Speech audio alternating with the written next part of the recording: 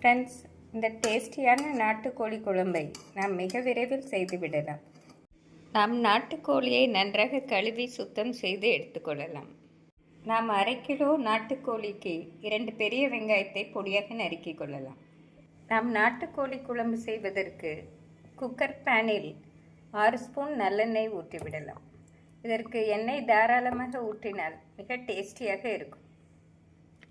இந்த அளவு எண்ணெய் ஊற்றி எண்ணெய் காயவும் பட்டை, ஏலக்காய், ஜீரகம் சேர்த்து விடலாம்.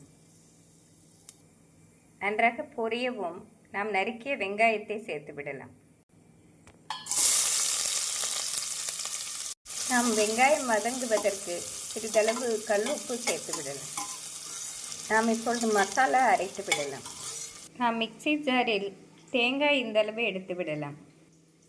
நாம் 7 முந்திரி பருப்பு சேர்த்து விடலாம். நாம் 1/2 ஸ்பூன் கசகசா சேர்த்து விடலாம். இதனுடன் ஒரு பெரிய வெங்காயம் நாம் சேர்த்து விடலாம்.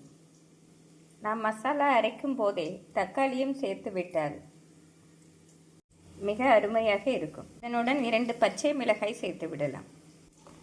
1/2 ஸ்பூன் மிளகு சேர்த்து விடலாம்.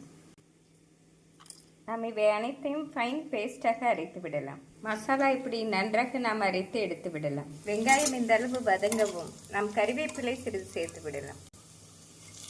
இதனுடன் இஞ்சி பூண்டு விழுது 1 ஸ்பூன் சேர்த்து விடலாம். இஞ்சி பூண்டு விழுது சேர்த்து நாம் நன்றாக வதக்க வேண்டும். இந்த அளவு வதங்கவும் நாம் அரைத்த மசாலாவை சேர்த்து விடலாம்.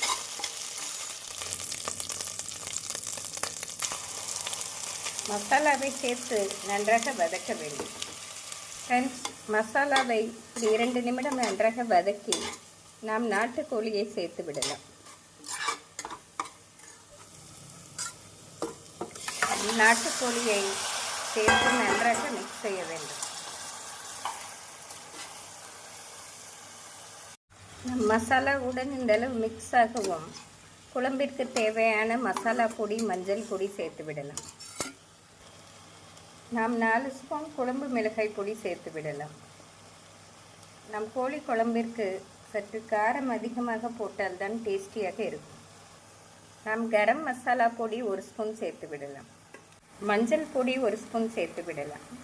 நாம் இவை அனைத்தையும் நன்றாக மிக்ஸ் செய்ய வேண்டும். ஒரு 2 நிமிடம் கோழியுடன் மசாலா மிக்ஸ் ஆகும் வரை வதக்கி பின்னர் நாம் தண்ணீர் சேர்க்க வேண்டும். நாம் இந்த அளவு மசாலாவுடன் கோழி நன்றாக வதங்கவும் பொழுது தண்ணீர் ஊற்றி விடலாம். 2 டம்ளர் தண்ணீர் சரியாக வரும். ஃப்ரெண்ட்ஸ், நாம் தண்ணீர் ஊற்றி நன்றாக கொதித்து வரவும் நம் கோழிக்கு தேவையான உப்பு சேர்த்து ஒரு விசில் ஹையிலும் மிதமான தீயில் ஒரு சத்தம் வரும் வரை வைத்து அடுப்பை ஸ்விட்ச் ஆஃப் செய்து விடலாம். நாம் ஹை ஃப்ளேமில் ஒரு விசில் வரவும் மீடியம் ஃப்ளேமில் ஒரு சத்தம் வரவும் அடுப்பை ஸ்விட்ச் ஆஃப் செய்து விடலாம். ஃப்ரெண்ட்ஸ், குக்கர் ப்ரெஷர் ரிலீஸ் ஆகிவிட்டது. நாம் திறந்து விடலாம். ஃப்ரெண்ட்ஸ், கமகமக்கும் மணத்துடன் நாட்டுக்கோழி குழம்பு அருமையாக ரெடியாகிவிட்டது. ஃப்ரெண்ட்ஸ், இந்த டேஸ்டியான நாட்டுக்கோழி குழம்பை நாம் மிக விரைவில் செய்து விடலாம். இது சாதத்துடன் சாப்பிடும்போது மிக அருமையாக இருக்கும். நாம் இட்லி, தோசை, சப்பாத்திக்கும் சைட் டிஷ்ஷாக வைத்து சாப்பிட்டால் குழந்தைகள் விரும்பி சாப்பிடுவார்கள். ஃப்ரெண்ட்ஸ், நாம் மசாலா அரைத்து செய்யும் இந்த நாட்டுக்கோழி குழம்பு கமகமக்கும் வாசனையுடன் மிக அருமையாக இருக்கும். இந்த அருமையான குழம்பை செய்து பார்த்து எப்படி இருக்கிறது என்று கூறுங்கள். Thank you friends.